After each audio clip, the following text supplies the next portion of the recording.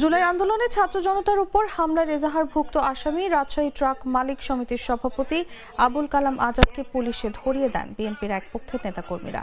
তাকে আদালতে নিয়ে যাওয়ার সময় বিএনপির অপর একটি পক্ষ ছাড়াতে থানায় অবস্থান নেয়। বিএনপির ওই পক্ষ আসামির পক্ষের হয়ে কথা বললে থানা প্রাঙ্গণে উভয় পক্ষের মধ্যে উত্তেজনা ছড়িয়ে পড়ে।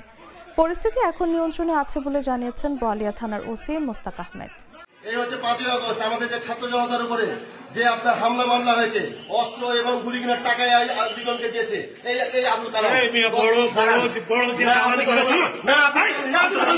আপনি কথা বলবেন না, আওয়ামী লীগের দালালি করতে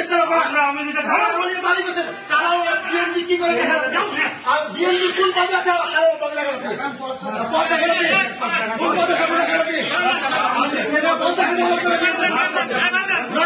আসামি যেন ছাড়া না পাই, আসামি যেন ছাড়া না পাই, আসামি 5ই আগস্ট আসামি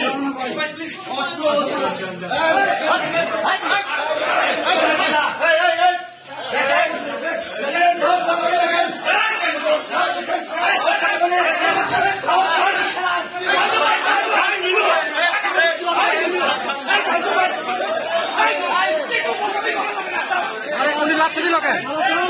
লাঠি দিল